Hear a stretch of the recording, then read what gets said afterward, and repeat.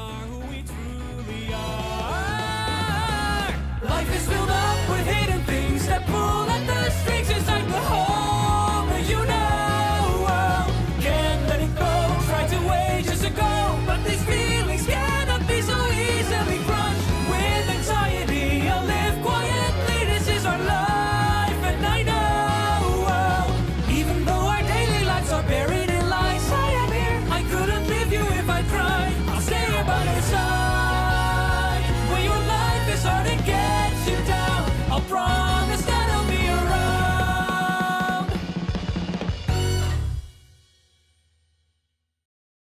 You know, there are some days where I just wish I could fit into the general majority of opinions. It would be nice once in a while to not have people threatening me, or generally ripping on me, for my commentaries of over 1 million views, or commentaries on popular talking points. And here it's not gonna get any easier. Steven Universe. We all know it and not all of us love it. I've talked before about good faith and bad faith arguments in regards to Steven Universe, and sometimes they're pretty clear cut, like Lapis being an abuser, definitely made in bad faith. Blaming Rebecca Sugar for all the problems, if not most of the problems of the show, 100% bad faith. Accusing her of indoctrination and being pro... that? 110% bad faith. Saying that the show was too short and it should have fleshed out more of its characters? Good faith. But at the end of the day, not all of them are as clear-cut or even as intentional as these former examples. Sometimes it's a case of the road to hell being paved with good intentions. It is legitimately reasonable as to why these people come to these conclusions. Sometimes. After all, even though Steven Universe is the pinnacle of fiction, it doesn't hit gold every single time. No, that'd be ridiculous. And one of the biggest instances of the show not hitting gold for many people was here, with the episode Bismuth, often referred to as Bis-course, as this is where a lot of people left the show. Now, was it for a good reason? Was it for a bad reason? Let's find out together. I'll be honest, I was gonna wait a little bit before making this video, but history happens to repeat itself quite often, so here we are today making this. So how will this video be structured? While a lot of it is focused on 2 characters, it also doesn't really seem appropriate to go through this with a Lapis strategy of going through every single moment of character development, because one of them is shown up for a total of 5 episodes in the show, with 4 of them being in the final season, way after where the conflict started, and the other one is the titular character, which would involve going through basically the entire show, which I don't really want to do in an episode by episode format. I will cover it later since it's important, but only in a summary setting. So I decided on this, a flowchart of complaints and arguments, so that we can address them as they come up, as well as any follow-up questions that come from that in a commentary style, like how I did with M-Clement or Easy Peasy. This helps as these videos go into not only the episode itself, but what it means involving the rest of the show. It'll also help in stopping me from repeating myself over and over, because there's gonna be a lot of it. But before we get into what people feel about the episode, or the points they've made, we have to review what the episode is really about. I'll save my opinions about it until after this recap, and I'll save analysis of it until then too, because this isn't like Lapis, in which there are way too many episodes of context. While a lot of the complaints come from various episodes within the show, the main crux of it comes from this episode. Hell, some of them really even come from one scene, like with Lapis. So it's best if we review it before moving on. This episode of Steven Universe starts with the Crystal Gems playing a video game with Steven, rather than doing something like corrupted gem hunting, helping a gem, or so on and so forth. All of a sudden, Lion messes with a shirt that's very important to Steven, and so he decides to go into his main dimension and keep it there. While in there, Steven accidentally pops the bubble of a gem called Bismuth, and while darting around and avoiding her to tell them what she looks like, they finally tell Steven to bring her out, bringing up that they're the only 2 there, and she doesn't know where she is. She gets brought out and immediately is excited to see Garnet and Pearl, but once they mention Rose, Bismuth looks confused and contemplates it for a bit before asking where she is. Steven then explains that his gem is Rose, but he has no memories of her, and Bismuth immediately brushes it off, talking about how bases are made out of wood now, and asking where everybody is. After asking, she gets sent to the Strawberry Fields, where she immediately panics. She doesn't know what happened in the last 5,000 years, and how these gems are all that's left. The war is over. Keep in mind, bubbling essentially freezes time for gems trapped in it, so to her, she was just there. She's very much upset with how the diamonds has shattered so many, and says that if she was there, she could have stopped it. The gems then bring up that Homeworld still technically has its eyes on the planet, as they keep on trying to fight them. though the gems did wall by themselves by thwarting them. But Bismuth is eager to show Homeworld who's boss, with Steven initially being on board with a delayed yeah. Garnet then interrupts, reminding Bismuth that the gems on Homeworld outnumber them by a lot, and has very much improved technology, but Bismuth shrugs it off again, as she knows that they've both dealt with impossible odds thanks to encouragement. Keep in mind the context that the gems finished the war a few thousand years ago. While they still have to deal with stuff, it's because, well, we'll get to that in a bit. But just remember that the war never ended for Bismuth. We then head to the Forge, where we learn about Bismuth's backstory. Bismuth was originally someone that built stuff for the elites to enjoy, but thanks to Rose Quartz, Bismuth learned that she was in control of her own destiny, and therefore, she made weapons. She does so, giving improvements to the crystal gems, while saying this. Working on them since before. Well, may as well give them to you now. Amethyst brings up how suspicious it is that nobody mentioned Bismuth to her, not even Rose, and Steven keeps that in the back of his mind while Amethyst enjoys her new weapon improvements. We then move to another scene where Bismuth is rallying the gems to fight, and while they enjoy it, Steven thinks it's a little too intense and opts for less violent activities, like making pizzas and playing games. We then get a scene of Steven, Bismuth, and the Crystal Gems watching a movie. The protagonist, Lonely Blade, gets an ancient demon blade that grants him infinite power. Bismuth questions why he doesn't use it if it gives him ultimate power, with the eventual result, as shown by the movie, being his corruption. In any case, Steven sets up a place for Bismuth to sleep, and Bismuth decides to give it a go, since she loves these new rituals. Then, Bismuth has a heart-to-heart with Steven, bringing up how it takes forever for him to be friends with a new gem, ending it by telling Bismuth that he's glad she's here, with Bismuth saying that she's glad that she got another chance. Steven is asked to show his stuff, to which he shows off Rose's sword, a weapon made to cut through a physical form without damaging the gem. Bismuth talks about how Rose Quartz changed her life, how she was stuck in the same routine for so long, until she noticed her, a gem different from everyone else, because she decided who to be, and gave Bismuth a chance to choose on her own what she wanted to be, opening her eyes. Steven sees this less favorably though, as he feels as if he can never measure up to the greatness of Rose, to which Bismuth reassures him that he doesn't have to, since he's Steven. Then being brought back to the Forge, Bismuth shows off the Breaking Point, a weapon that will instantly shatter a gem. Steven gets pressured by Bismuth into using the weapon, but even in a fake scenario, Steven is emotionally distraught with this, and refuses to use it. Bismuth then gets suspicious immediately, and Steven says, Shattering gems. Wouldn't that make us the same as Homeworld? to which Bismuth disagrees, saying that they would be shattered for the sake of their cause, including protecting friends and family and saving the gems from the tyranny of Homeworld. Steven agrees that while it might be true, it's not what a crystal gem would do. Then Bismuth confronts him, saying that she's more of a crystal gem than anyone, and she'd be happy to take it off Steven's hands, to which Steven refuses, and asserts that it's not right. They stare down at each other for a second, and Bismuth says, That's exactly what she said. From this point on, Bismuth believes that Steven is Rose, and tries to kill him, and Steven tries to defend himself. While fighting, there's a few things that Bismuth says that I really want to give attention to, saying that Rose lied about what happened to Bismuth, Rose was similarly offered the Breaking Point, to which Rose refused, and after that, Bismuth also fought against Rose Quartz. In Bismuth's mind, the Breaking Point was the best way to win the war. She says, How could you value the gems of our enemies more than our own? She claims that the gems have lost the war without the Breaking Point, and then finishes her fighting by saying how she would have shattered the diamonds and liberated everyone. Steven escapes and tries to talk with Bismuth. He says that it has to stop, and then Bismuth immediately suggests that Steven kill her. Then Steven says, Even if we don't agree, nobody deserves this. Bismuth doesn't see it this way, and tries to kill him again, to which Steven is forced to defend himself again, with Rose's sword, something shocking both of them. Then, the battle is over, and while staying in her physical form, Bismuth airs out her grievances. She talks about how she sees the situation, that she was valued so little to Rose in the long run, that she didn't even tell the crystal gems, to which Steven replies, I'm going to tell them. I'm gonna tell them everything. and after all that, Bismuth admits, Then you really are better than her. before Steven tells the gems about her, and then she gets put away with the rest of the bubble gems. Before I went into research about this video, and had just some general knowledge on my side, there were a few problems I had about this scene. Sure, some of it got cleared up, but not all of it. First and foremost, Bismuth deserved more time to be fleshed out. That's an unavoidable statement. The episode itself did a lot to flesh her out, but in my opinion, it definitely should have been spread out through more episodes, like with Peridot's arc, Lapis's arcs, and hell, even the arcs of the Crystal Gems. To its credit, the titular episode does work a lot better given this context, and it would be the most gripping possible way to have this tension work out. It doesn't change the fact that Bismuth did indeed deserve more time. Second off, Steven's wording is a bit wonky. One part that always gets to everyone is the line "shattering gems make this as bad as Homeworld," because to many, it felt like he forgot about the force fusions, the cluster, and the corruption wave of the diamonds when talking about how they're the same. While I disagree with this notion, I'll get to why through the videos we have to cover, because we have more than a few of them to get through and none of them are gonna be easy. Now, while I did say that we had 5 to cover, I'll be honest and say that I'll only cover Lily's videos briefly. You know why? Because a typical Lily Orchard video goes through so much stuff that it's hard to keep track of. The only reason I could really do it with Lapis is because it was basically just a 1-minute clip in which she exclusively focuses on one topic, clearly labeled and everything. A typical glass of water video doesn't have that distinction, and Lily will seemingly go from one point to another even if it's only tangentially related, or brought up for a split second and then abandoned. For instance,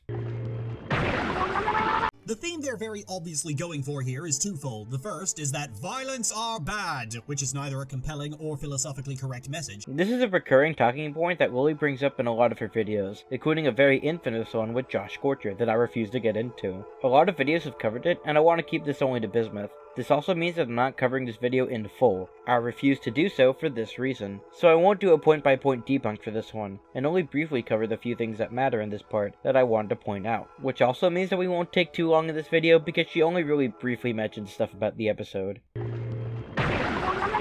It is the exact opposite of controversial to suggest that it would in fact be a great idea to shatter the diamonds and fashion their shards into jewelry. And to suggest that destroying the diamonds would make the crystal gems just as bad as them is so mind-bogglingly stupid that anyone who does suggest it ought to be checked for debilitating brain damage. While she expounds on this throughout the video, I feel like I need to nip this in the bud here for this point. You see, Lily, and by extension a lot of people, believe that this is where the narrative of how to deal with the diamonds started and ended. That this is where Steven Universe dropped the ball, by suggesting that non-violence was the key to deal with the diamonds, and not shattering them. I said it okay-ish in my easy peasy video, but to restate it better, a conclusion with what to do with the diamonds was not reached in this episode. The statement that killing a Nazi makes you as bad as a Nazi was not reached in this episode. What actually happened in the episode started out as an initial clash of perspectives, neither of which were 100% wrong, before delving into Steven fighting for his life and Bismuth not talking to Steven, but instead Rose. From the perspective of Bismuth, the diamond shattered so many of her allies, friends, and comrades that she made throughout the Gem War that settling the score seemed like the most reasonable answer to her. In her words, Homeworld hasn't been playing fair. This trauma can hit really deep, especially for someone who's fresh out of the war, making her very much vengeful. This does seem justified from her end, but it ends up being wrong in multiple ways that we'll get to in the next points. Speaking of, there's also the perspective of Steven. Up to this point, Steven's naive kindness and positivity has worked to turn enemies into friends most of the time, the only exceptions being Jasper and Kevin. He was able to help out so many gems, including ones loyal to Homeworld's demands. He helped Peridot discover the concept of change, and taught her how Homeworld's philosophy was wrong. He helped Lapis deal with her trauma to the point where she decided to stay on Earth and forget dealing with the diamonds.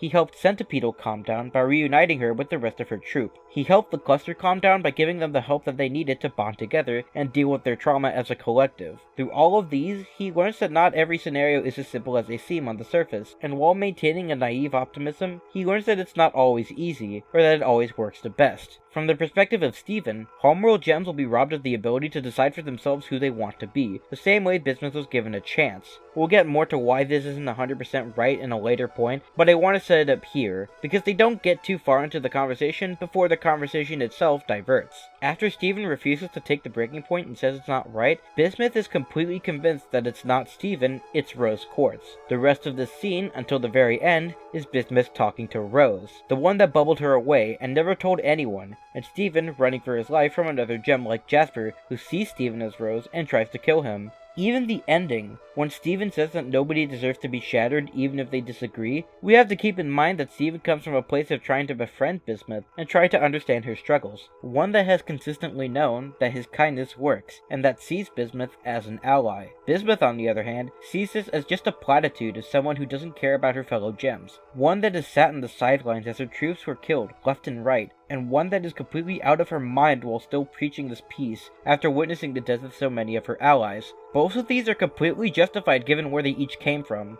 Treating this as a genuine conversation where Steven wins in the end is absolute malarkey. This is especially true since no conclusion was ever made or expressed morally as the right thing to do, as after the rose quartz part, they weren't conversing with one another. Steven was trying to escape from dying, and Bismuth is holding Rose accountable for her actions.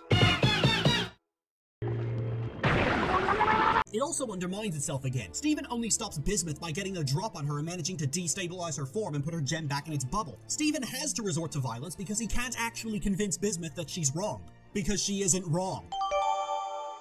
It's not about convincing Bismuth that she's wrong about using the breaking point. It's about convincing Bismuth that she's wrong about seeing Steven as rose quartz, because Bismuth is trying to kill Steven for that exact reason. If anything, recent episodes have shown just how right she was. Not only was Rose forced to shatter Pink Diamond in order to get anything close to freedom for the crystal gems, very recently it was shown that the diamonds are on their way to Earth to cause all kinds of trouble. I want you all to keep this in mind for a bit. This is where we get to the troubling part of what Tumblr likes to call Bis-course. Bismuth's whole idea of using the breaking point would be to shatter the diamonds, who she calls the homeworld elites, or the upper crusts. Probably the agates as well, as they're little more than taskmasters right down to wielding whips. Doing so would remove the gems, keeping every other gem oppressed by homeworld, which means that to the don't kill your enemies in a war types, Bismuth was immediately mischaracterized as a bloodthirsty psychopath who wanted to shatter every homeworld gem, despite it being made very clear not one scene ago that she was a homeworld gem until Rose opened her eyes, and as such would obviously assume the other homeworld gems only needed the same awakening once the diamonds were out of power. Wow, that's a lot of heavy lifting you're doing there by just assuming the exact gems Bismuth is talking about, especially because admittedly the wording is sorta all over the place here too. Bismuth talked about the upper crust and elite once respectively, and they were both used in regards to hyping up the gems to win the fight, but using the icon of a hated image. And in the Forge, Bismuth mentions the diamonds twice, and both of them hyping up what the breaking point, and by extension she, can do for the crystal gems' cause. They also bring up gems in general several times too. Once we're talking about shattering gems, to which Bismuth doesn't correct Steven when saying that she wouldn't, instead saying that it's for the sake of their cause, and therefore not the same. And then once by Bismuth talking about how Rose values the gems of her enemies rather than her own. The episode also puts a lot of focus on how the shattering of her allies gets to her emotionally, so I believe this is the case. But I see it in a 95-5 way because of the wording. Like, I can see the intent, and the episode does make it super clear, but it can be misconstrued, even if it's doing so in bad faith or just plain ignorance. Not to mention, the rest of these videos do say this with the diamonds exclusively in mind. So how am I going to do this? Simple. I'll address both the claims of either shattering gems in general and shattering the diamonds, aka the most and least charitable takeaways from this episode.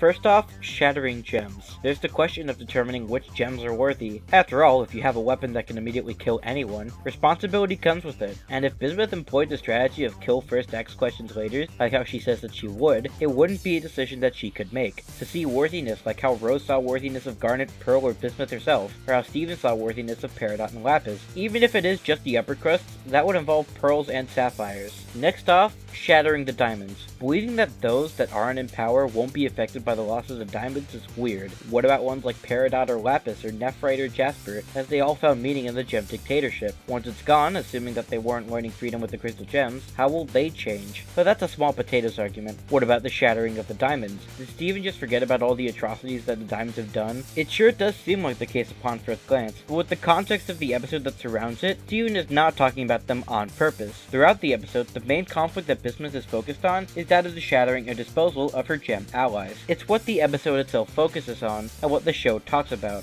Why does Steven not talk about it? Well, there are a few reasons, I think. First off, all of those were technically done after the war. Specifically, we learn about when they happened before the episode, with the corruption through Monster Reunion, and the Force Fusion / Cluster in When It Rains. Considering those, he could have pushed it to the back of his mind when talking to Bismuth, who very much has the mindset of that war currently happening, or at least that's what the stress of the war has done to her mental state. Second off, and less technicality based and way more likely, Steven very much sees these scenarios as potentially fixable. From Ocean Gem, we learned that the motivation to subdue and contain corrupted gems was a way to find them help later. The same goes for when we learn about the shards that the crystal gems get in places like Secret Team and Frybo. Heck, with the cluster, they also try their best to fix it up, either as they plan to do so within Peridot's arc, or after Steven was able to get into its mind. Up until this point, basically all the situations that Steven has dealt with were fixable in some way, shape, or form, except shattering, because that, as far as he knows, is 100% permanent, which could be why he focuses on that with Bismuth. It's what the symbol of the crystal gem means to him, as gems who care about gem kind and the state of the world. It's right there in the theme song. We are the crystal gems, we'll always save the day, and if you think we can Finally, he could have just not thought about it. There's always the possibility that since Bismuth talked about and or focused on the Shattered Gems, that his mind could have focused on that, and he could have forgotten everything else. Sort of like I said with the first thing, it's an incredibly bad faith reason that involves not looking into the show any further to prove it, and mischaracterizing Steven so hard, but I'll entertain the notion of that for this part of the video alone. It happens. People are forgetful, and while I believe that my first two reasons, specifically the second one, are very much considerable given the context of everything, there is the possibility that Steven was an idiot. But whatever, he forgets something. Sure, it's important, but the benefit of the doubt exists, right? Well... This, to me, is what is truly disgusting about Bismuth. Homeworld are fascists. There's no getting around that. Bismuth's themes are arguing against stopping fascists. That is a terrible lesson to teach, especially to children. Ooh boy. We're surprisingly covering a lot of ground with this first video. Let me play this clip from earlier from a bit. Recent episodes have shown just how right she was. Not only was Rose forced to shatter Pink Diamond in order to get anything close to freedom for the Crystal Gems, very recently it was shown that the Diamonds are on their way to Earth to cause all kinds of trouble. But yes, this is the main argument that connects all the way back to point 1. The show must be coming to this conclusion, since Steven is the one that says it, and he's the moral center of the show. In actuality, this is the beginning of Steven's main arc in the show. Like I said before, Steven's optimistic naivete starts failing. Like Lily herself says, recent episodes have proven this wrong, and a lot of the show does the same thing. In the beginning, he was able to use this naive optimism to his advantage when dealing with the problems of the Crystal Gems, Peridot, Lapis, Centipedal, the Cluster, and so on and so forth. And even after learning everything that they've been through, still maintains his optimism that he can help them despite these atrocities. A nuanced naivete, if you will. But starting from Bismuth, this gets turned on its head and shows the multiple reasons why it doesn't work anymore. Sometimes the scars that they have are too deep to be handled so simply, and to see eye to eye, like with Bismuth or Lapis in raising the barn. They could have such a grudge against you that their pride makes them refuse to be helped by you, like with Jasper. Sometimes they just can't be helped no matter what you try, like Peridot's depression in Back to the Kindergarten, or in Dewey Wins. Sometimes they'll take advantage of you for their own selfish gain, like with Eyeball or Navy. Sometimes they really want to be in your side, but circumstances beyond their control prevents them from doing so, like with Topaz. But sometimes it involves going against your word to do what you think is right rather than trusting them, like with Connie post-trial. It works sometimes, like with Uncle Andy, but Steven doing with all of this is compiled with the fact that he learns that Rose Quartz shattered Pink Diamond. This revelation destroys the faith he had in what it means to be a crystal gem, and it cuts deep after all the experiences he's had before, and especially dealing with Bismuth, telling her that violence wasn't the answer just a few episodes ago.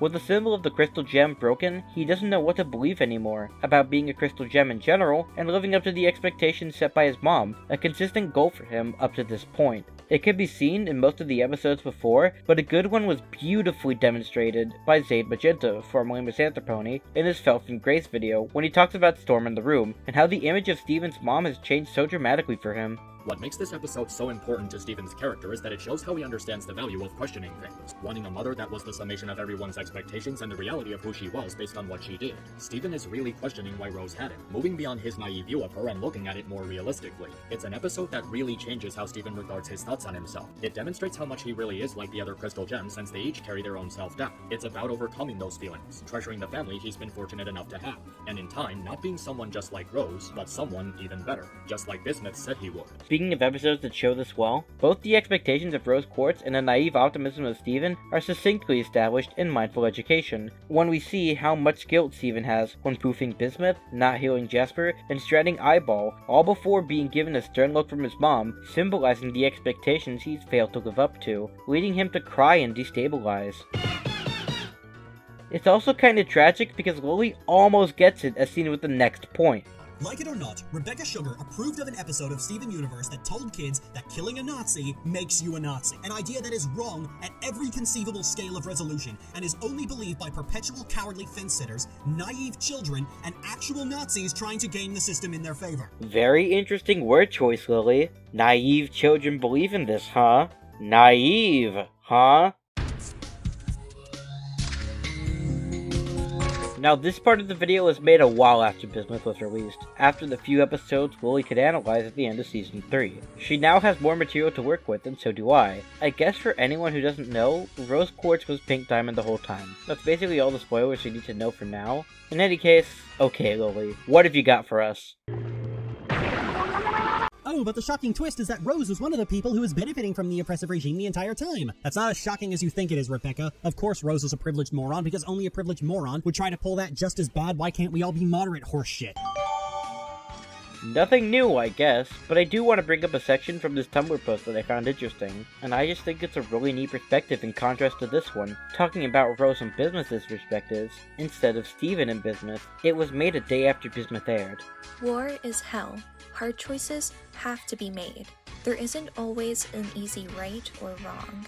Bismuth is a soldier who couldn't stand seeing her comrades dying and not being allowed to respond in kind. Rose was a soldier who couldn't stand seeing her comrades dying, but knew it wasn't worth becoming like her enemy just to win. Neither of them is right, neither of them is wrong. I don't know, just thought it'd be neat because we're going to hell really fast. Allegedly, Sugar planned every story element beforehand, something that I simply do not believe. But if it's true, Sugar let this episode sit here, stinking up the place and leaving a bad taste in everybody's mouths, just so she could have her shocking twist that didn't actually shock anybody. You know how I always talk about bad faith? Well, I get tired of Lily Orchards.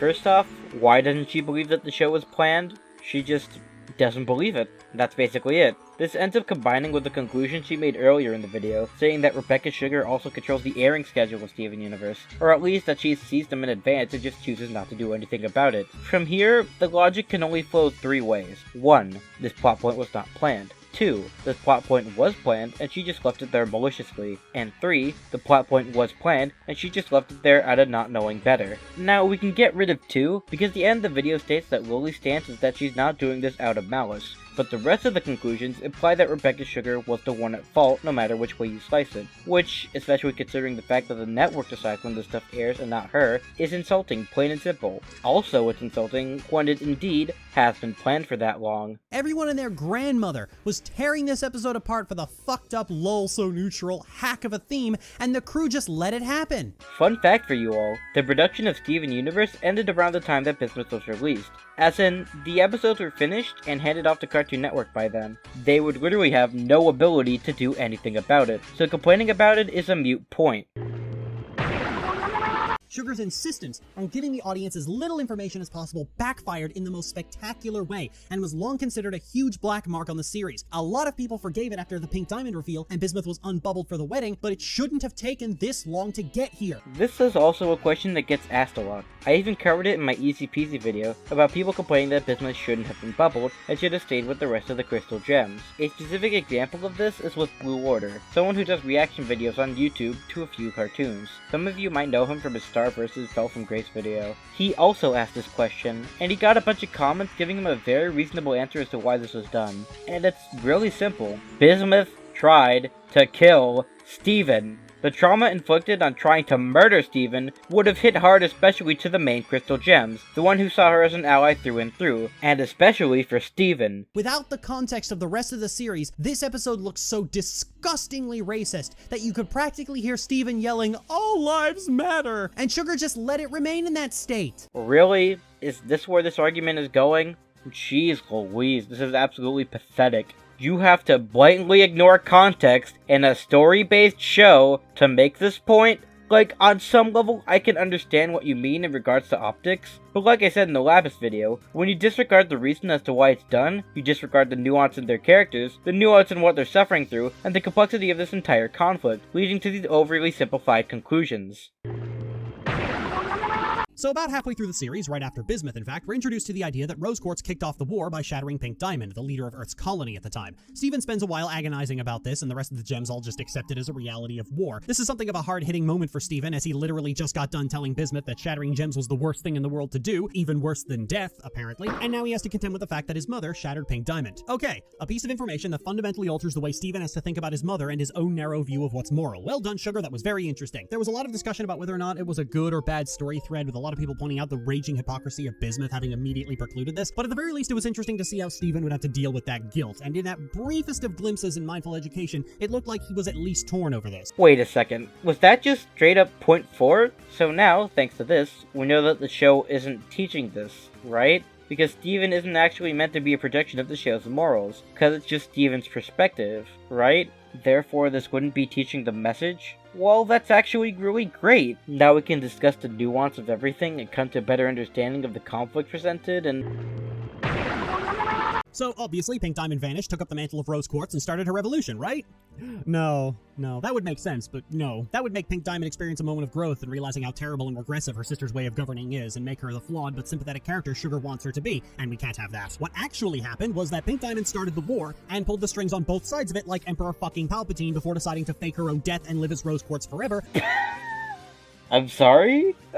Spoilers for the prequel trilogy, I guess? Considering the fact that you've seen up to Lex from Here to Homeworld, there's more than a few main differences between Pink and Palpatine, and while I won't go into all of them, there's one main relevant difference. Pink could not convince the Diamonds, as opposed to Palpatine, who succeeded in being the Chancellor of the Republic, and Darth Sidious, the leader of the Siths. While she was given the role as one of the Diamonds, it's clear that she wasn't seen as an equal. Even when she got her own colony, she wasn't allowed to delay the gem harvest no matter what she argued. Even after being genuinely changed by experiencing Earth firsthand and learning that what she did was wrong, in terms of arguing, she could have had false pretenses on it working and changed her mind after being fed up, or could have tried her best to make the only established system she's ever known work for her once, after failing to do so for so long.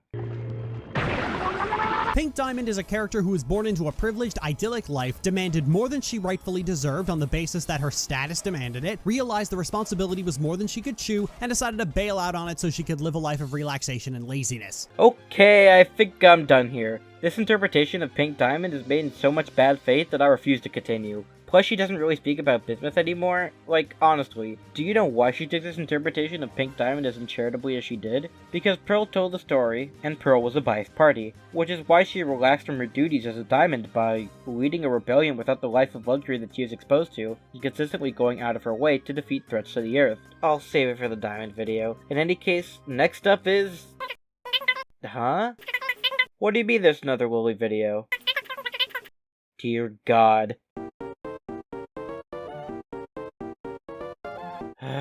Okay. After a while, Lily decided to rewrite the section of her video that talks about Bismuth. From her perspective, she did an okay job, but she wanted to use the video to show the improvement in her critical thinking. Okay, I'm with ya. So what do we got?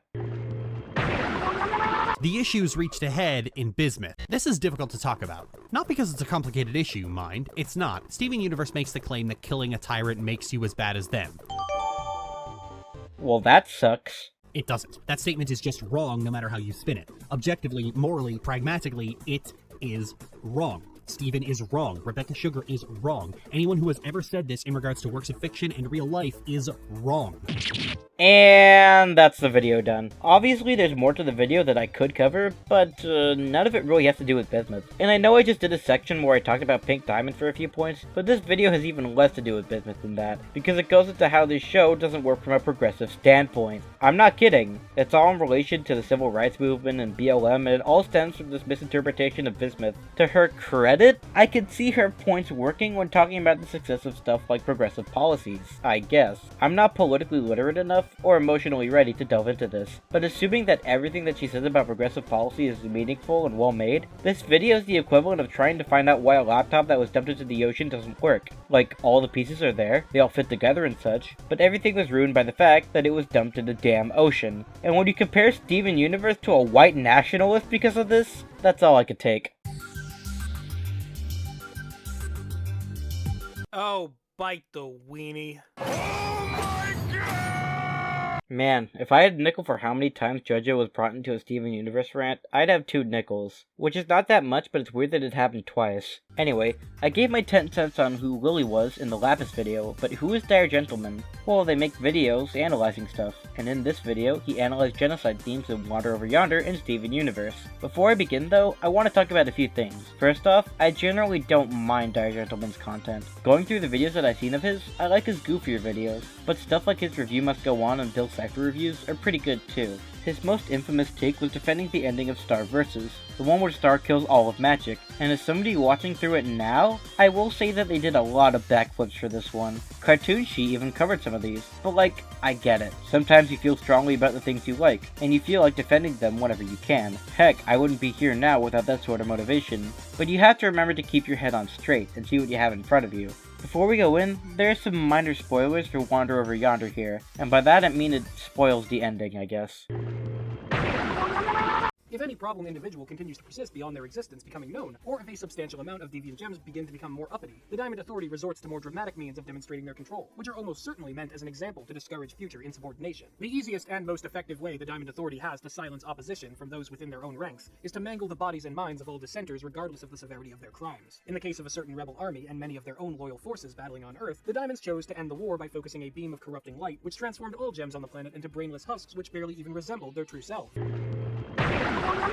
The Diamond Authority finds both of these interpretations of fusion to be an affront against nature, and only acknowledges fusion between gems of the same variety for the purpose of utility in completing specific mandated tasks as legitimate. Every other form of fusion must not only be stamped out, but be made into such a perverse mockery of itself that no gem with any sliver of self-preservation would even attempt it. Thus, the Cluster, a living mass grave formed by the shattered pieces of deviant gems and locked in a forcible state of inescapable fusion. Dire Gentleman sets up this first and foremost, with an explanation of the show, which is fair. Explaining what happens is key to getting your audience to understand something, but he gets a few things wrong, which may or may not be important later. First off, the Diamonds weren't even aware that they could corrupt gems, and only wanted to destroy them. Is it minor? Sure, but making corruption out to be a thing that they regularly do is kinda iffy. Second off, the Cluster was not formed because intergem fusion was wrong or anything like that. It was specifically because of the death of Pink Diamond, which is when Yellow Diamond deemed Earth to not be a suitable place for mass incubating gems, which is why she wanted that planet to die with the Cluster using already dead gems, despite many other ways to utilize its resources, as Peridot pointed out in Message Received.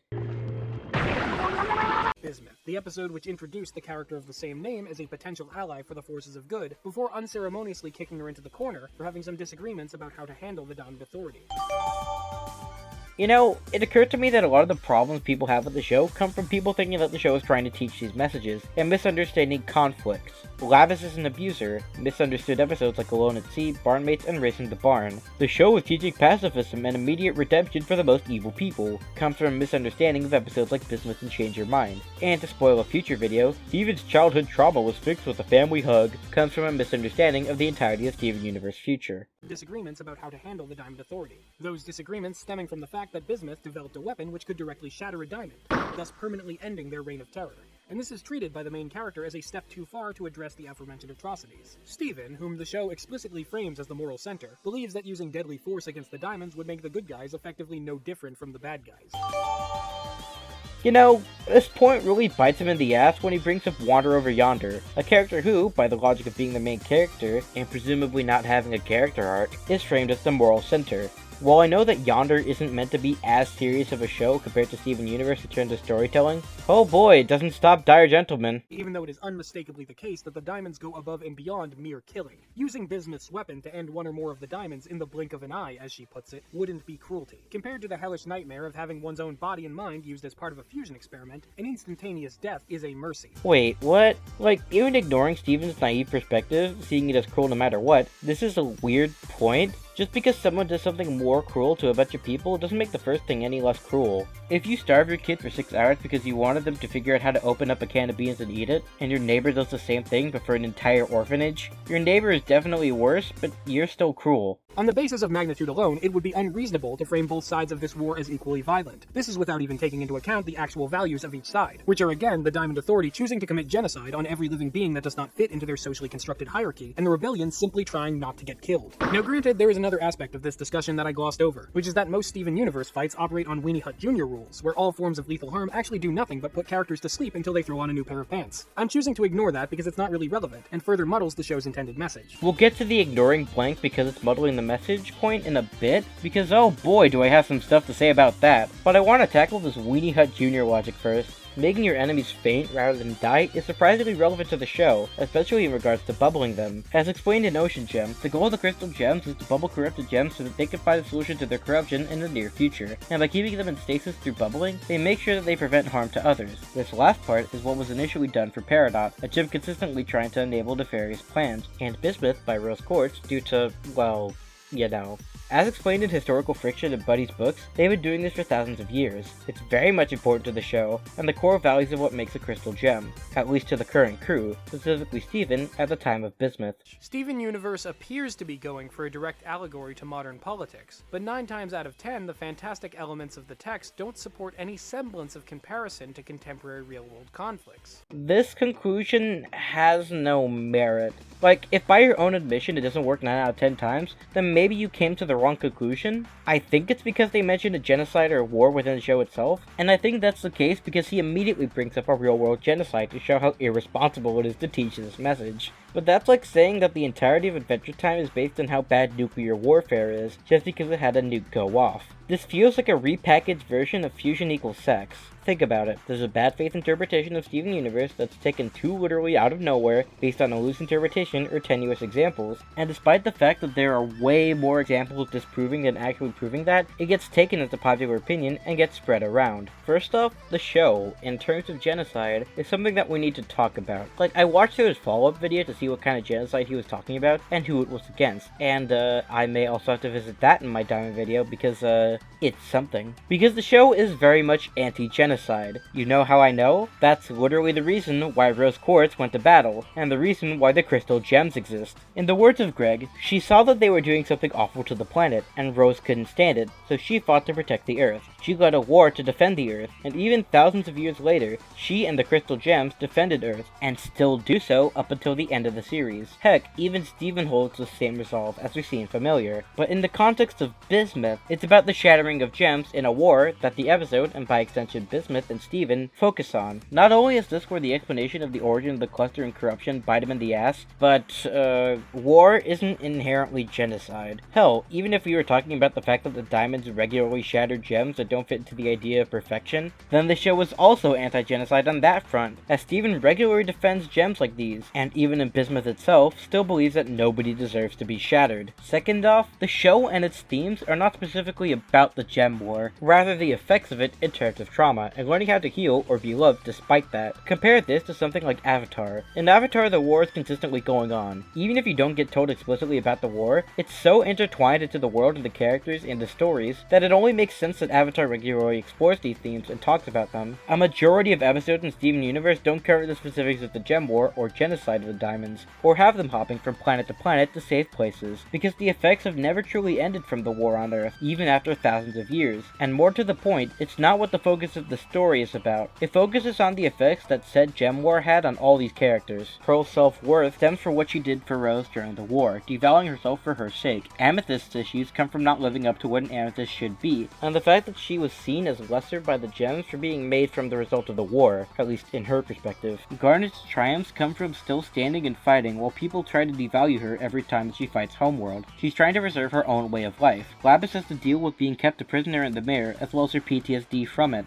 Peridot's entire philosophy changes because she learns about the Earth and how her original culture is wrong, as opposed to what she learned, causing her mental distress. The Diamonds have to deal with the death of Pink Diamond, leading each of them to wallow in sadness, destroy out of fury, or isolate themselves, sticking them in an echo chamber where she just has to be perfect. Steven has the legacy of Rose Quartz to live up to. Heck, the legacy of Pink Diamond to deal with, and struggles with finding out who she truly was and how this perspective shifts, to the point where he doesn't even really recognize himself, or knows what he wants. The corrupted gems, and hell, even the cluster, are also dealing with the trauma. The corrupted gems with, well, corruption, and the cluster with the fact that it even exists in the first place, and it doesn't have a sense of identity with itself. And most relevant to this conversation, Bismuth, after being brought back from the bubble after thousands of years, has to deal with her comrades dying, and believes that it's her responsibility to avenge them with the breaking point, no matter how much it goes against the ideals of being a crystal gem. Bismuth is an episode of a children's cartoon where a genocide, similar to the ones happening in the current year, is evoked for drama, and the suggested solution is to dismiss direct action and present no alternative. To connect this moral dilemma back to a previous dynamic, Bismuth is Lord Hater, and Steven is Wander. And exactly like in his own show, Wander is wrong here. And yet, that doesn't prevent Steven Universe from tying itself into moral and philosophical knots in an attempt to prove itself right. Editor's note here. but there's just something here that I couldn't wait to talk about. Plus, the next half of a minute of the video gives me so much more to talk about that I might as well interject here and say that this is an absolutely scummy move. He brings up Wander Over Yonder and compares it to Steven Universe by saying that it doesn't try to prove the viewpoint right, absolutely ignoring the finale of Wander Over Yonder. You know, the one where Wander justifies the redemption of Lord Dominator and offers her a place with everyone else. The one that acknowledges genocide but ultimately ends it with, it'll be awkward but redemption is possible. Let me put that into context. He researched Steven Universe, at least the first 2.5 seasons, and even studied real-life genocide, but conveniently forgets to put the finale of Wander Over Yonder. He applied such a high standard to Bismuth and how it showcases genocide for being a kid's cartoon, but doesn't do so for Wander Over Yonder, yet says that Wander executes it better? If you want to talk about Steven Universe tying itself in moral and philosophical knots by using the final episode as the only example, then you should do the same for Wander and its final character interaction between the titular character and Lord Dominator. To call Bismuth an ideological cop-out of an episode would be a massive understatement. It is the first warning sign of a disturbing downward spiral in Steven Universe's politics. Fast forward to the end of Season 5, where the Diamond Authority is now cohabitating with the same rebel gems they were once eradicating en masse. While there hasn't been a single line of dialogue indicating whether or not they will stop colonizing other worlds, they will apparently suffer no repercussions for their actions beyond feeling a bit foolish. Oh boy! Now this'll be a lot to talk about. First off, I'm glad to see that you skipped 2.5 seasons worth of episodes. That shows that Steven, being the titular role, isn't necessarily the moral center. Second, while I promised myself that I'd only cover Bismuth related stuff, I have to make a small exception here, at least for a little bit, because this is usually where the argument is spawned that, thanks to the story of Steven Universe, the logical solution and the thematic solution to the conflict of the show is at odds with one another, in such a way that logically the diamond should have been shattered, and thematically it only makes sense to forgive them. In other words, Bismuth was right all along if we were going by logic, and the diamonds have been redeemed, or forgiven. I have to talk about the diamonds here, in order to talk about the episode Bismuth in the context of the rest of the show. But there are a few things to consider with this conclusion. First off, all of this blatantly ignores the fact that the gems indeed fight back when a gem is hostile towards them, whether it's Lapis, Jasper, Peridot, Malachite, Aquamarine, and Topaz, and even most of the corrupted gems. They do it so that they can be subdued and deal with them later, or give them a chance to change their ways. It's just that it doesn't end up working sometimes, most notably Lapis, and in those circumstances, that's when Steven has to resort to talking to his enemies with emotion in mind. This is why Bismuth is such a change for the show in terms of its formula, by the way. Despite how much this would typically warrant a fight, Steven doesn't, because Bismuth is a crystal gem, one that the other gems trusted and cared about, but the fact that he's forced to violence with a gem like Bismuth gives him a lot of guilt, despite how accidental it was, and how warranted it is for him to not deal with someone trying to murder him. Reunited shares in the former's ideologies logically, as all the gems tried to fight Blue, but can only knock her down. Then Yellow shows up and Blue is relatively unharmed, immediately proofing Peridot. And now, since there's no way to win, Steven tries his best to talk to the Diamonds to convince them not to fight, which fails when Yellow stomps him. Afterwards, he does so via an emotional plane where he can see the emotions of the character nearby, in which his only solution, his silver bullet, is to talk to them by using his powers. So logically, shattering them wouldn't have even been an option to consider, because of how suddenly they appear and how powerful they are. Second off, the episode immediately after that one showcases a very crucial reason as to why they couldn't be shattered, that being the healing of the corrupted gems. It's an easy and correct argument to say that Steven's convictions are laid out plainly for everyone to hear.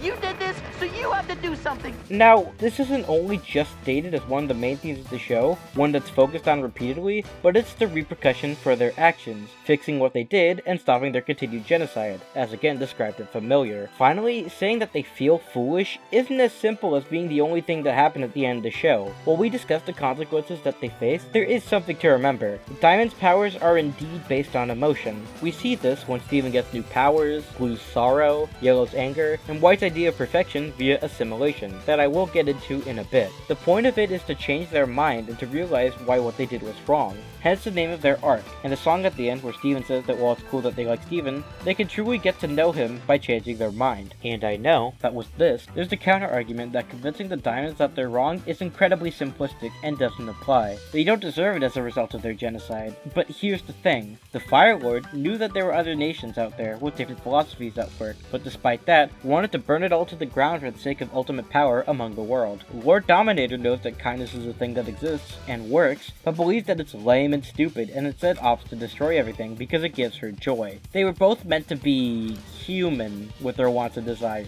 In the case of the diamonds, they don't have any other train of thought because nothing else to their knowledge has worked. They literally cannot handle the concept of it. There is no opposing argument to their form of life to them. If there is one, they're called defective, end of story, because gems are meant to fulfill important roles, and not doing these roles means that you fail your purpose. While this may seem like I'm infantilizing them, there are many gems with this singular role in mind, and or this simplistic worldview. Minorly, Pearl has to learn about stuff like what school is, or what movies are, and most gems, as Rose says, pop out of the ground knowing what their role is, but majorly, Peridot learns about this new way of life through her art. Lapis learns about the concept of change, prompting her to believe that she can do so. Jasper's entire identity hinges on fulfilling her role to her diamond, and if not, the Diamond Authority. Bismuth's entire backstory involved Rose specifically going to Bismuth and asking what she wanted, because the thought never occurred to her before. And the diamonds work similarly. Their primary mental frameworks within the show are to rule their colonies and expand the gem empire no matter what,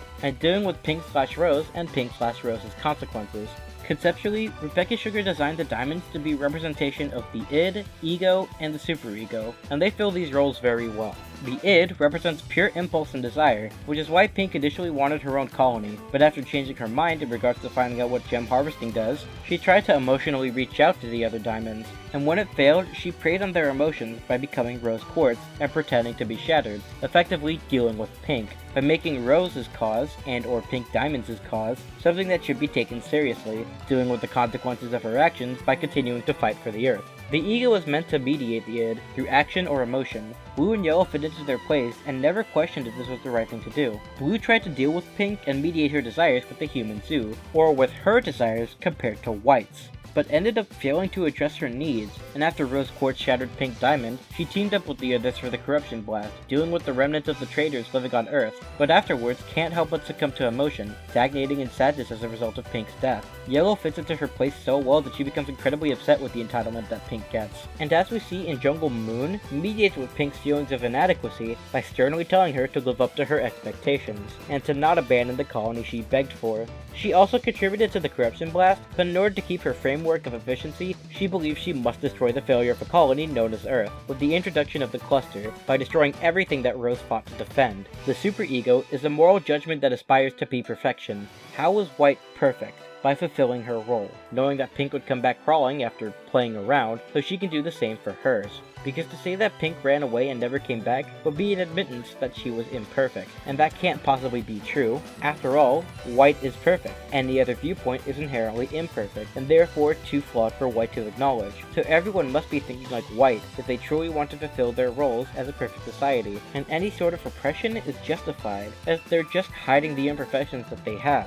With Change Your Mind, all of these get flipped on their heads, by acknowledging that their framework isn't perfect, bringing up how Blue and Yellow hurt the ones that they love for the sake of their framework to work, something that shouldn't be tolerated, something that shows that it wasn't perfect, and by existing and not just being Pink Diamond, Steven turns White Diamond's perfection on its head, by making her feel imperfect emotions, and as a result of it, she has no idea what to do, and that's when Steven presents the alternative, a system that dismantled everything making them miserable, from the expectations of growing gem life and getting rid of anything that didn't fit, to dealing with what Pink did and the consequences of their actions. It's why they spent the rest of their series meticulously fixing what they've done, traveling the galaxies, dismantling their empires, and restoring gem life that they've shattered, because their frameworks have been expanded, realizing how much they've hurt and invalidated so many in their lives. With the entirety of the narrative of Steven Universe in place, the episode gives us the two true conflicting ideologies of Steven and Bismuth, and it wasn't about killing the diamonds versus not killing the diamonds, but restorative justice versus punitive justice. There has been no point in the series where Steven says that the diamonds should be forgiven or don't deserve punishment, but what he does say is that they should pay for their crimes. Bismuth believes that there is nothing else to be done but kill the gems behind this, and if we were looking at this as uncharitably as possible, it would be the diamonds. So all of this is to say no, Bismuth wasn't right either logically or thematically, the diamonds didn't get away scot-free for their actions, and it was beyond feeling a little foolish. What What's more, Steven had no idea that he could pull the "I'm one of you" card out of his back pocket when he told Bismuth to not even entertain the idea of shattering the diamonds. But the universe still conspired to make him morally right via a non sequitur. Good for him, I guess. I could bring up Steven's naive perspective for this one, but I feel like there's another reason as to why Bismuth was wrong I could bring up here. It's almost like the show perfectly established why shattering a diamond wouldn't solve anything, which made Steven correct knowing what we know now. So tell me, what happened as a result of Pink Diamond shattering? Well, nothing much, just the corruption blast, forced shard fusion, and the cluster. We saw gems seeking revenge like Jasper and even fellow diamonds, and holding such a severe grudge against Rose Quartz, and by extension the Earth, that they literally go to Earth to finish the job. You know, nothing much at all. Genocide themes in Steven Universe are essentially filler content, backstory material worth including for dramatic flair, but not intricately unpacked enough to constitute meaningful commentary. It is simply a fact of the setting, entirely detached from the substance of Steven Universe's emotional core. Genocide in universe and out is active, malicious, and definitely still going on off-screen, but the show does not care. Like I said before, assuming that you mean the Gem War in terms of genocide or even genocide of the life on Earth, there's the fact that Steven Universe takes place thousands of years after the genocide, while shows like Avatar or Wander cover it currently happening. This explains a lot as to why the themes and stories that the shows tell are different, as they both provide meaningful commentary to each of their worlds' issues. It doesn't make Steven Universe bad for not deliberately going into depth about how bad genocide was, the same way that we don't necessarily need to enjoy the full stories of Avatar or Wander by deliberately going into how they dealt with the effects of genocide years after the fact. Would it be cool? Sure. But if the story doesn't focus on it or cover meaningful commentary on it, it's not ineptitude. It's just not the focus of the story, which is absolutely fine. To bring up a more recent example, The Owl House has an episode in which Luz confronts her mom about abandoning her mom's plan and going to the realm of wizards instead. When they don't have enough time left, Luz promises that she'll stay home despite her own wishes. In doing so, I thought to myself, man, it would be neat to see how their conflicting views clash with one another. Do you tell a parent about a part of yourself that you have to keep hidden, but is important for them to know, especially with their opposing viewpoints? But later, we learned that Luz's mom has always been on her side, and it was more society that was pushing her to do those things. Was I disappointed? A bit, but then I realized that the point of her character was about that the whole time. About accepting Luz no matter what the world says, and being there for each other. Heck, you could say the same thing about shows like Naruto or My Hero Academia, the former starting with the idea that Naruto is a ninja that's forced to use hard work to overpower natural gifts, and the latter starting with the idea that despite having no quirk, Izuku could be a hero. They both get subverted later down the line by gaining powers, either through unlocking the beast within their stomach, or by just being given a quirk. And while a series about both a ninja who works hard to overpower gifts and the quirkless hero would have been interesting, it's not what the point of the show truly was. The point of Naruto, the show and the character, is that Naruto thinks outside the box. Conventional, traditional learning doesn't cut it for him, and he has to adapt to a world where it's the norm. And this applies to a lot of the characters. That's why his most common catchphrase talks about his ninja way. And the point of Izuku's character is that he has the power to surpass the expectations of All Might, but now he has to live up to them, despite lacking years of training that his classmates have, and trying to catch up, despite breaking his bones at every possible opportunity at first. And even when he masters getting a fraction of his power, it's just that, a fraction. Kraftdwarf explains this very well when he looks back at his fairy tale retrospective. Mountains were made out of molehills, though more often than not, just made up. The point of the story well and far away ignored to force it to be something it's not. I may like it less, but that shouldn't limit my ability to meet fairy tale on its own terms, and examine all of what it's doing without asking it to do something else that it's not, when the pieces there are already in service of something meaningful.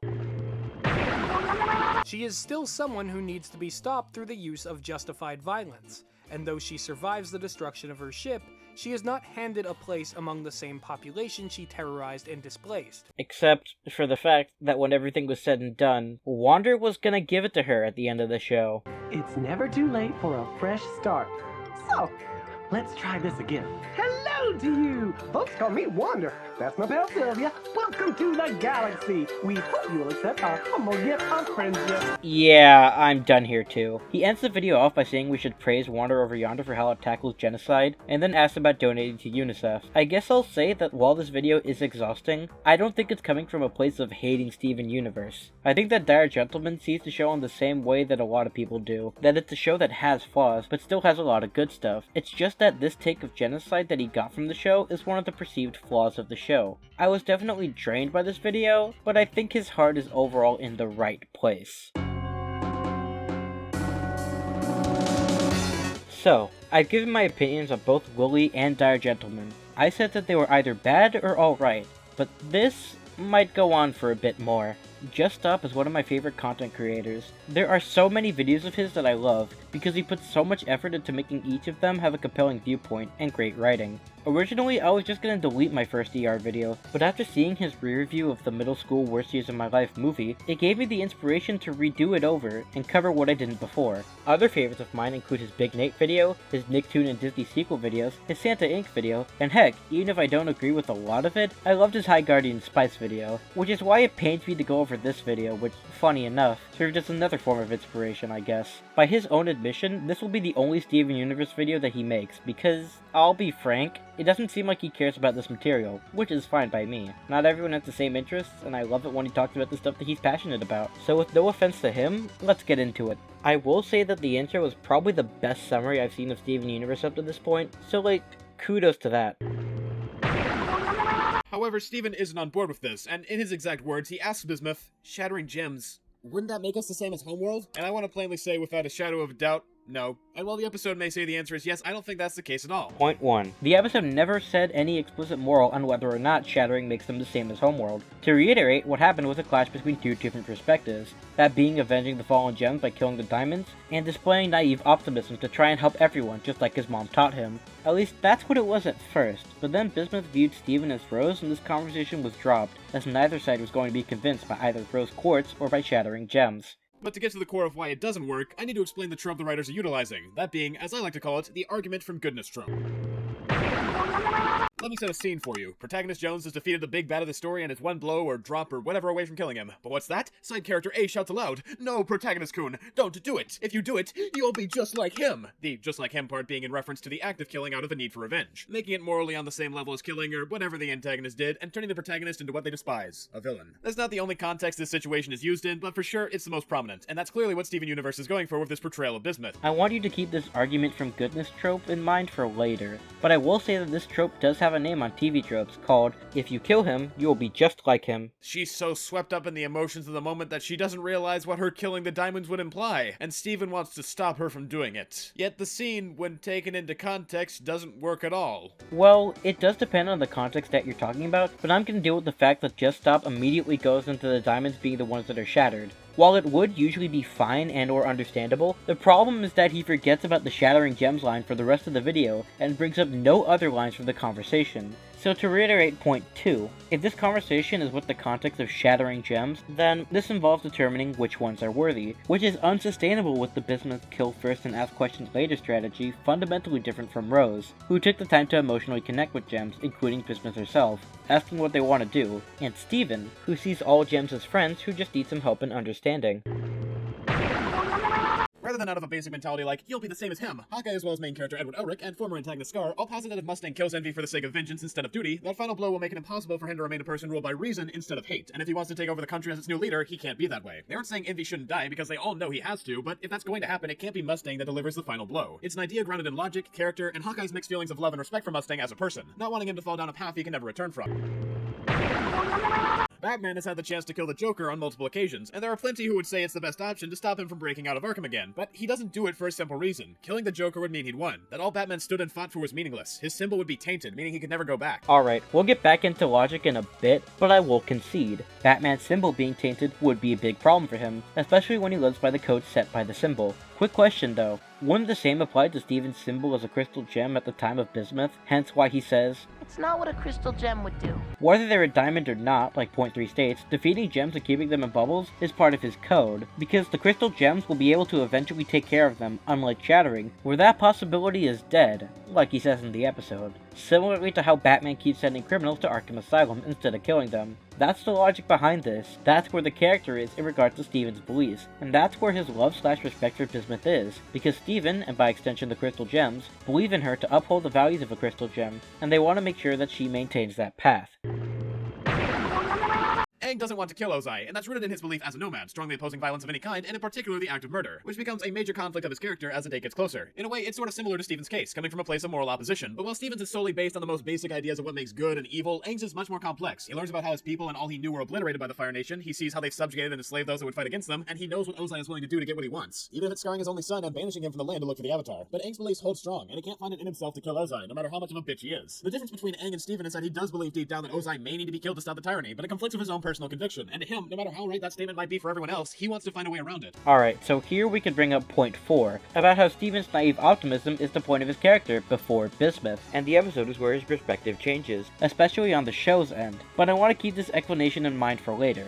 For now though, this description way undersells Steven, who believes in basic good or evil, as he learns revelations similarly to how Aang does. While it was originally basic good and evil, his optimism and willingness to help gems becomes more complex, like learning how gems were kept enslaved in items for recreational use, how corrupted gems were once just regular gems like the crystal gems, how gems drained resources from the earth for their own needs, how Pearl was a servant on Homeworld, how Garnet was going to be shattered on Homeworld, and so on and so forth, furthering his stance on what it means to be a crystal gem. Not to mention, similarly to Aang, they will both fight for what they believe in with a strong conviction. It's just that he's never had to think beyond it despite learning all that he has. He never thinks something along the lines of, what if we wanted to help gems doesn't work, because it always has. Hence why Peridot was able to trick him in message received. Bismuth as an episode works similarly to how Aang's perspective starts to be questioned after Katara in the rain, when the prospect appears. Something that they've never had to put much thought of before, but is inevitable nevertheless. Despite all of this though, there's one last thing to say. This is where arguing about Steven Universe not following the trope of argument from goodness falls on its face.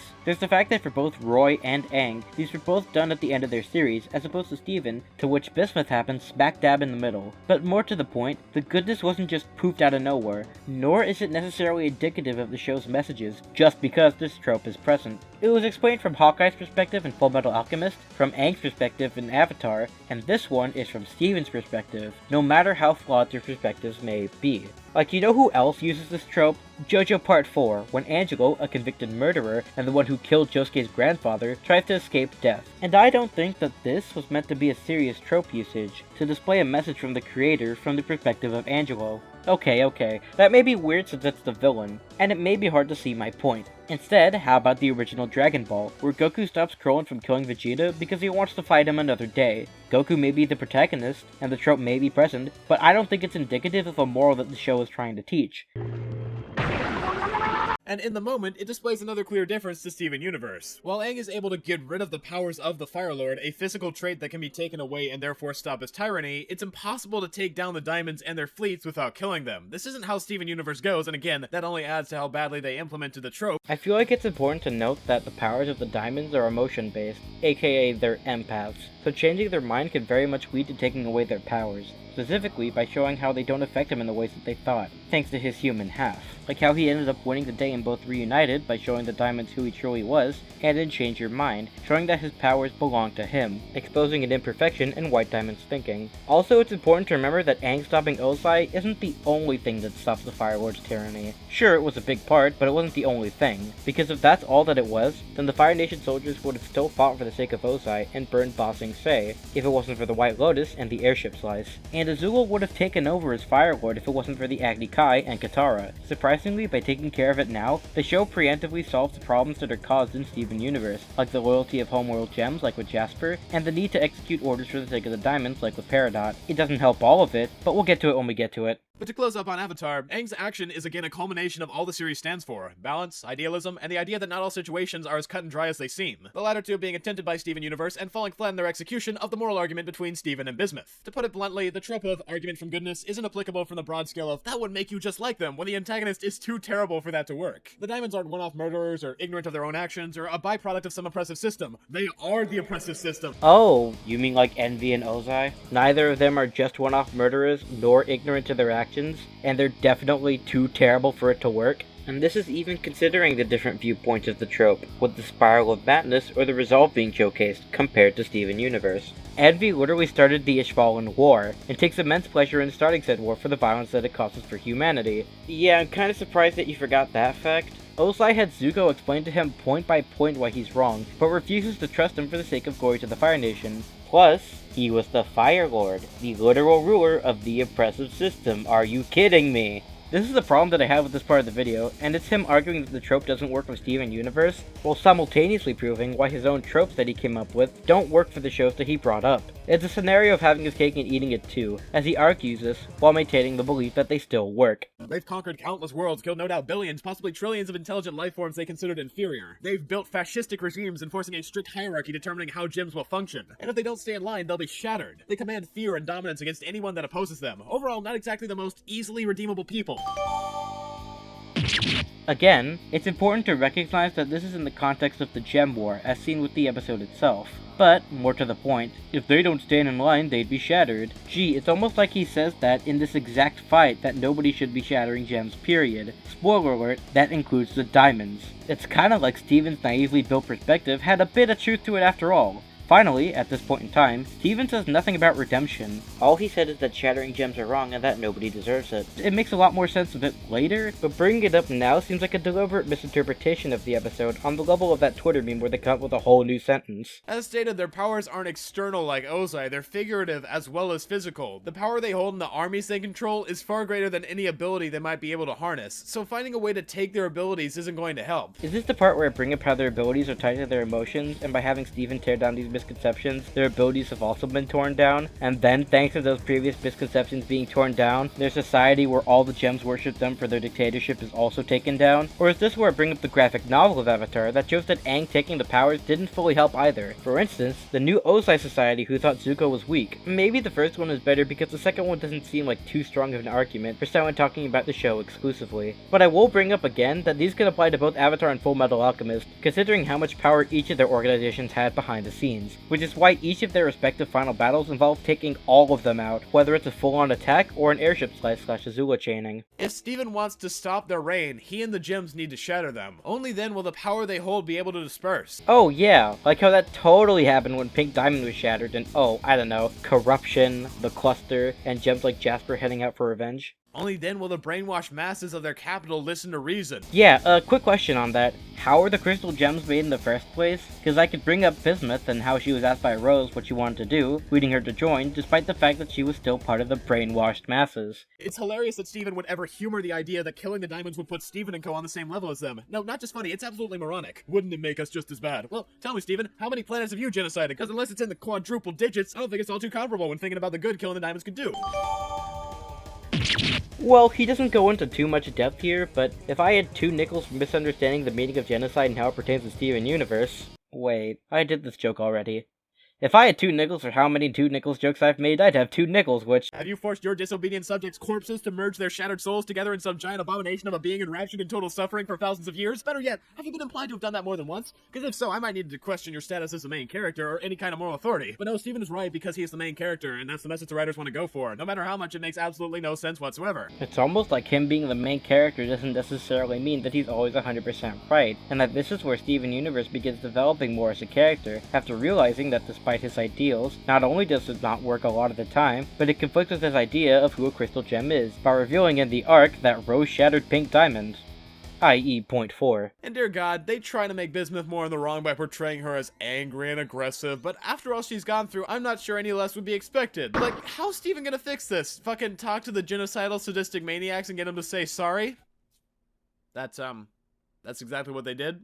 Okay, I guess we're at point 6, the misunderstanding of the diamonds, where we ignore the fact that the crystal gems did indeed try fighting the diamonds but didn't even get close. They bring up the fact that they would all be able to save the corrupted gems if the diamonds worked together, and that because their minds are focused on primary frameworks, think of it like the homunculi from Full Metal Alchemist changing their minds, comparing someone like sloth or gluttony to greed, not just saying sorry but Steven showing them how their system doesn't work for themselves, helps by finding a system that does work. Because given the context of the show, simplifying the themes of the episode, or heck, the entire show, to killing the diamonds versus not killing the diamonds, doesn't tell the true length of it all. After cornering themselves with a message of shattering the diamonds isn't the answer bullshit, the only other option the writers of Steven Universe could come up with to solve their issue was by talking it out and telling the Space Gestapo it's okay to have flaws.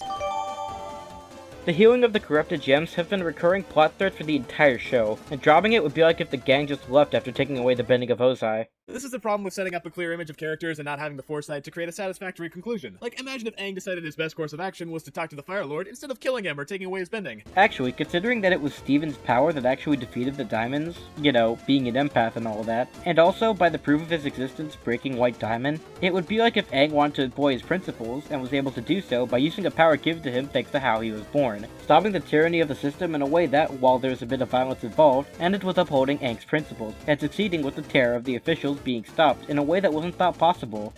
Wait, that's exactly what happened to both Aang and Steven. Awkward. Steven Universe wanted to be the last Airbender. It wanted to share this idea that violence didn't have to be the answer, but it had none of the build-up. Steven's moral conviction was impersonal and weakly based. I'm sorry, what? I get that from your perspective, Aang is relatively more based by considering that Ozai may have to die, but ignoring the fact that this oversimplifies Steven yet again. It doesn't matter if your moral conviction is based in your traditional practices, or if you just don't want to do it because they are equally as based and equally as valid. Especially when you call them impersonal, not being influenced by, showing, or involving personal feelings.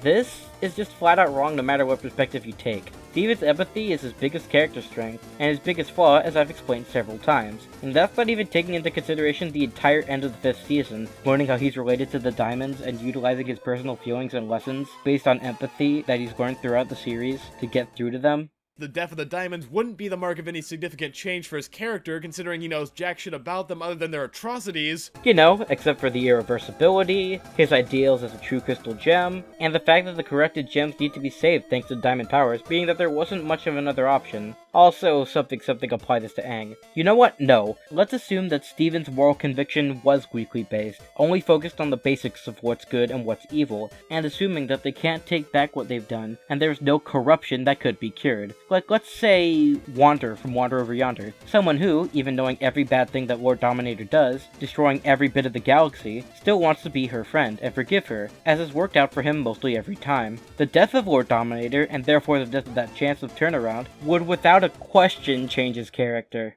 There's nothing significant to give the audience an impression that his decision made sense in any context beyond the vague idea the writer's belly flopped on so hard it broke the fucking sound barrier. In a way, at one point after figuring out Rose is one of the diamonds, they try to begrudgingly backpedal by bringing Bismuth back and saying, hey, there's a reason my mom's plan didn't make sense. But Steven, you had the same idea without the excuse. Where's your reason for being an idiot, huh? And we end off with point 4 again. Epic. You know, unlike Dire Gentleman, I don't know how to feel about this video. He makes it clear that he's covering it because it's popular, like he did with Rick and Morty. He also states that it's his only video about Steven Universe that he's doing, which is also understandable. Maybe he just doesn't care about the series overall, but believes that Bismuth is worth talking about. At the same time though, it doesn't add anything new to the conversation like Dire Gentleman did in his talk about Genocide, or when Lily brought it up in context of what it means to the actual show. And I'll admit that there's nothing wrong with looking at what you have there and coming to a conclusion. In fact, it was quite refreshing to not tie it into a bigger point beyond what you just said. But when everyone has made the same conclusions you have about it, then maybe look into it a bit more, or look into some more counter-arguments to see if this view is warranted. He does this once, and it's with the easy peasy logic of murdering people you disagree with. But I feel like Just Stop knows that just because an opinion is popular, it doesn't mean that that's all there is to it. He displays this well in his review of the Boys comic and his fairy tale video, heck, even Santa Inc., but fails to do so with Steven Universe, and it's just kinda disappointing. I feel like given source material that he cares about or finds more interesting, he could do better. So I guess I'm just depressed that this video exists, but still optimistic for his next passion project.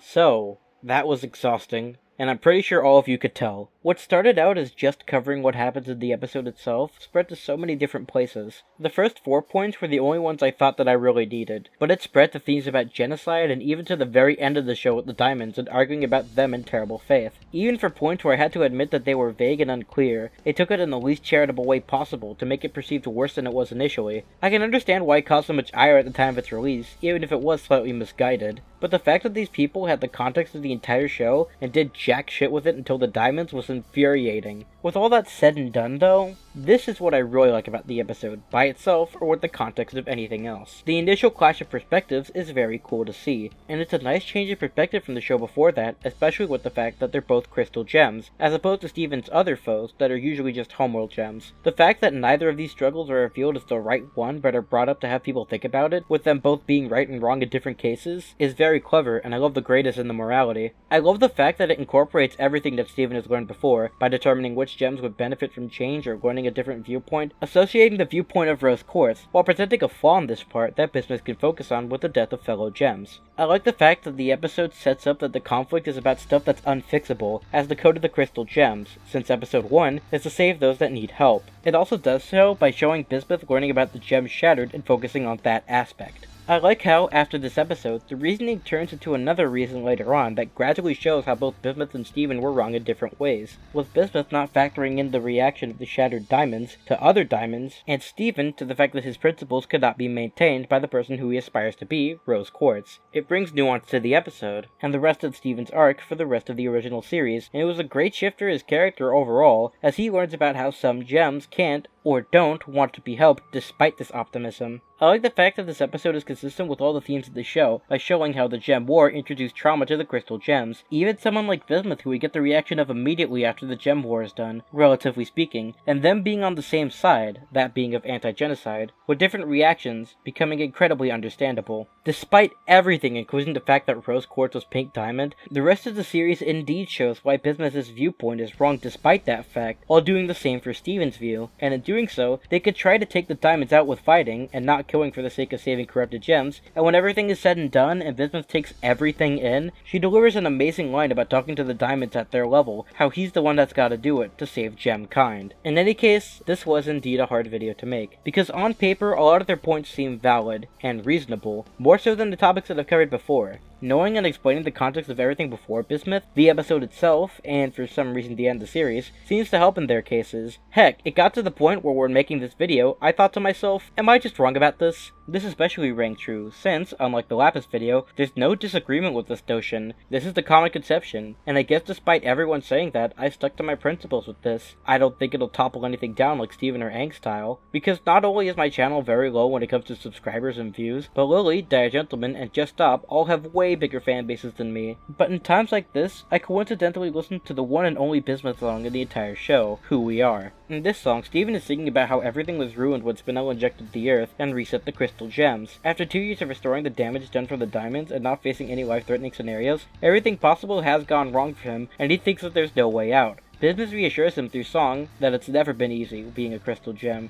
When has it ever been easy? Hasn't it always been hard to be us? As going against the grain leads to creating enemies. When you go against the grain, there's always somebody around you can't trust. And that in the end, they'll figure it out as Crystal Gems to help their friends first and foremost, no matter how long it takes. Even if it takes 1,000 years to get them back, we will. Bismuth will try to fight and do what's right with Steven and save the day. That's what it means to brandish a star. They'll find a way to save the day. That's who they are. Am I saving the day? No, but I acknowledge that going against popular consensus is hard. I mean, a lot of my channel now is about doing that same thing, and in doing so, I'll definitely make enemies, but I care about Steven Universe, and I don't like it when it gets misrepresented in the way that it has been for so long. A show that's always been a hot button topic for this or that reason, despite 9 out of 10 times, it's not deserving of it. The one where it seems like the only time that people talk about it is to specifically dunk about it, and I don't explicitly hate any of these content creators. Maybe Lily, but I haven't seen any of her recent content, so it's hard to say. I just dislike the points that they make, and if you've made it to the end of the video and understand at least where I'm coming from, then you really are better than them.